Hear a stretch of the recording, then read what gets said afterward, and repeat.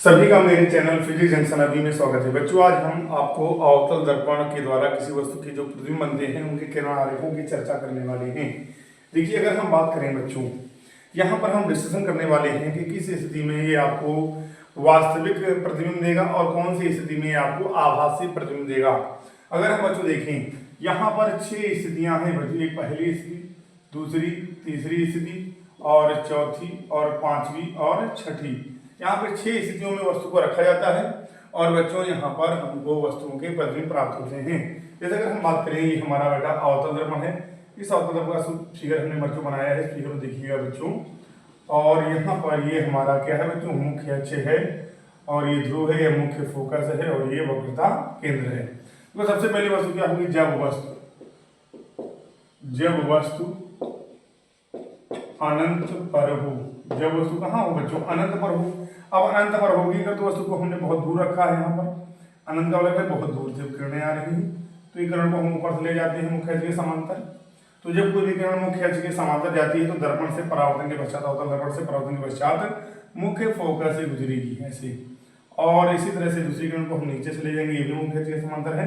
तो ये दर्पण से परावर्तन के पश्चात मुख्य फोकस से गुजरेगी और दोनों किरणें कहाँ काट रही हैं, मुख्य फोकस में काट रही हैं। तो मुख्य फोकस में काट रही है क्योंकि दर्पण के सामने काट रही हैं, इसलिए जो प्रतिबिंब बनेगा वो वास्तविक होगा, यानी बाएं साइड। सामने का मतलब है दर्पण के बाएं साइड वास्तविक होगा। और जो आकार होगा बच्चों, क्या होगा, बिंदु के आकार का होगा। कैसे होगा बच्चों, बिंदु के आकार का होगा।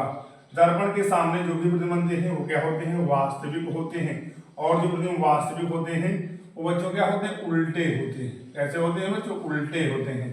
जो बच्चों इसकी स्थिति होगी बच्चों क्या होगी, मुख्य फोकस पर होगी। कैसी होगी बच्चों, मुख्य फोकस पर होगी। तो आपने देखा कि जब वस्तु को हमने अनंत पर रखा तब इसकी स्थिति, तब इसकी प्रकृति बच्चों कैसी थी, आपने समझ लिया, वास्तविक है। और इसके जो आकार है, बिंदु के आकार का, बहुत छोटा बनेगा।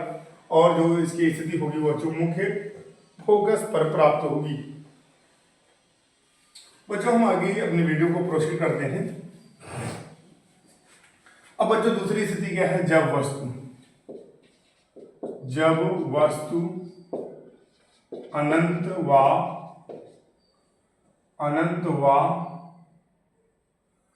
वक्रता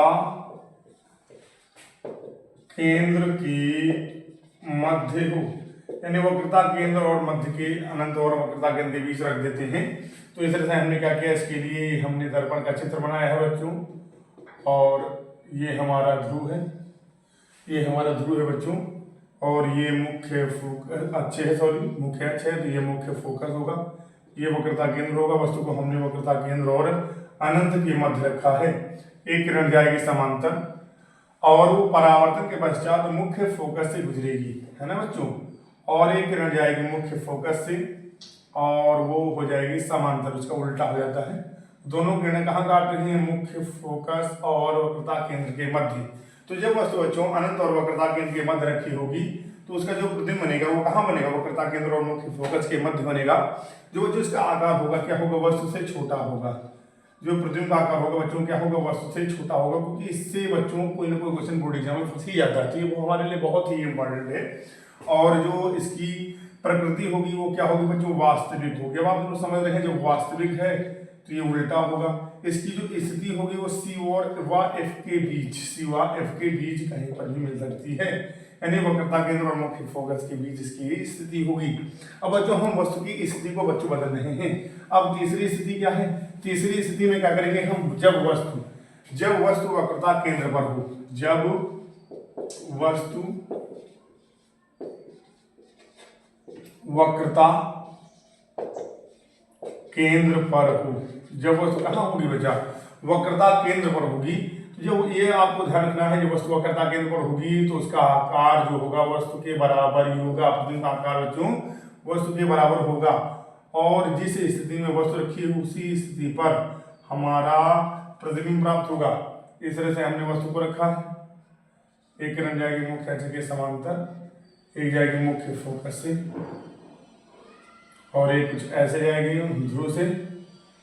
और देखो यहाँ पे थोड़ा सा सीधा कर लेते हैं इसको यहाँ से, क्योंकि आपको पता है जो स्थिति है बच्चों कहाँ है, वक्रता केंद्र पर ही मिलनी चाहिए। ये मुख्य फोकस से गुजरेगी। इस फोकस को थोड़ा सा यहाँ शिफ्ट कर लेते हैं क्योंकि हमें इसका बराबर दिखाना है। तो यहाँ से किरण जाएगी ध्रुव से, तो यहाँ पर बच्चों काटेंगे वक्रता केंद्र पर ही। तो इस तरह से बच्चों इसका इमेज बनेगा। तो बच्चों आप देख रहे हैं कि यहाँ पर जो प्रतिबिंब का आकार है वस्तु के आकार के बराबर है और ये भी वास्तविक है, और जो इसकी स्थिति है बच्चों वो वक्रता केंद्र पर ही प्राप्त होगी। तो ये आपसे क्वेश्चन कर सकता है कि ऐसी कौन सी स्थिति है जिस स्थिति में वस्तु अवतल दर्पण के सामने रखी होती है और उसका प्रतिबिंब वस्तु के बराबर ही बनता है। तो आपका आंसर होगा वक्रता केंद्र पर होगा। ठीक है बच्चों, क्योंकि न्यूमेरिकल के साथ साथ कभी कभी पूछ लिया जाता है कि प्रतिबिंब की स्थिति बताइए, तो प्रतिबिंब की स्थिति बताने के लिए आपको किरण आरेख ही खींचना पड़ेगा। तो कुल मिलाकर के ये हमारे लिए बहुत ही बेनिफिशियल होने वाला है। अगली स्थिति क्या है, जब वस्तु वक्रता केंद्र व मुख्य फोकस के बीच हो।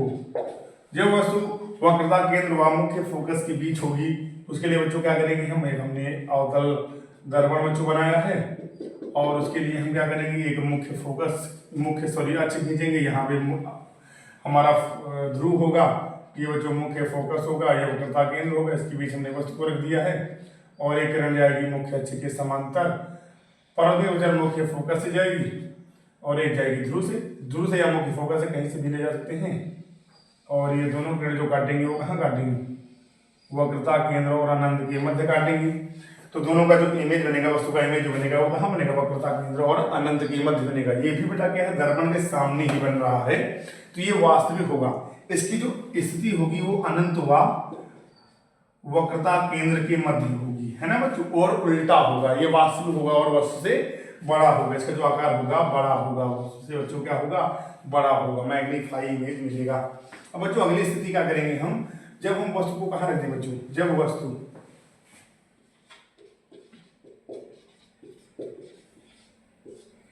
मुख्य फोकस पर हो। जब वस्तु मुख्य फोकस पर हो तो उसके लिए बच्चों क्या करेंगे, हम ऐसे हमने कर लिया और इस तरह से हमने वस्तु को मुख्य फोकस पर कर दिया। इसके लिए हम क्या करेंगे, फिगर में बनाया है, इधर ये हमारा मुख्य फोकस है, यह वक्रता केंद्र है। यहाँ पर मुख्य फोकस पर वस्तु रखी गई है, किरण जाएगी समांतर और ये परत मुख्य फोकस से जाएगी। ये देखो ये किरण जाएगी ध्रुव से और ये भी क्या होगी, सीधी दिखेगी इस तरह से। देख रहे हैं आप, अब ये दोनों समांतर किरणें हैं ना, ये आभासी रूप से कहीं पीछे मिलने वाली है और नहीं आभासी रूप से कहीं आगे मिलने वाली है। तो इसीलिए इसका जो इमेज है वो अनंत पर मान लिया जाता है कि अनंत पर बनेगा, और अनंत पर बनेगा लेकिन बहुत बड़ा वस्तु से बनेगा। कहीं कहीं पर तो माना जाता है कि ये इमेज बनेगा ही नहीं, क्योंकि अनंत की स्थिति किसी को पता नहीं होती है। अगली स्थिति क्या है, इसके जो अगली, अब देखो 5 स्थितियों में हमें क्या मिलेगा बच्चों, इन 5 स्थितियों में हमें वास्तविक प्रतिबिंब बनेगा। लेकिन जो अगली स्थिति है छठी, जब वस्तु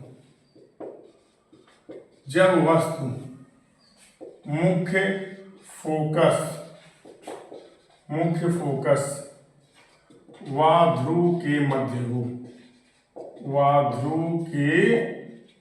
इस स्थिति में जो हमारा इमेज होगा वो आभासी मिलेगा।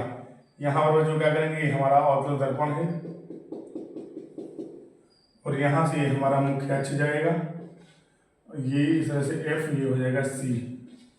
तो यहाँ पर हमने इसके बीच रखा है, एक किरण जाएगी समांतर और ये मुख्य फोकस से जाएगी, एक किरण जाएगी ध्रुव से। और इस तरह देखो बेटा, दोनों के जो किरणों के बीच गैप बढ़ा, तो सामने तो मिलेंगे नहीं, इनको हम पीछे बढ़ा रहे हैं। तो ये पीछे दर्पण के पीछे आभासी रूप से एक बिंदु पर काट रही है और इस तरह से इसका इमेज बन जाता है।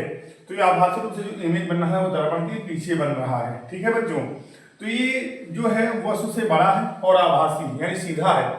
तो इस स्थिति में आभासी प्रतिबिंब बनता है जब वस्तु को अवतल दर्पण के बहुत नजदीक यानी कि मुख्य फोकस और ध्रुव के मध्य रखा जाता है। और इसी प्रॉपर्टी की वजह से जो नाक के डॉक्टर हैं, जो कान के डॉक्टर हैं, जो आंख के डॉक्टर हैं, जो दांत के डॉक्टर हैं, इस दर्पण का यूज करते हैं और नाई भी इसका यूज करता है। क्योंकि इसकी प्रॉपर्टी ये है कि देखो आंख के डॉक्टरों को भी बहुत रेयर इमेज देखना होता है, तो वहाँ पर उसको बड़ा इमेज दिखना चाहिए।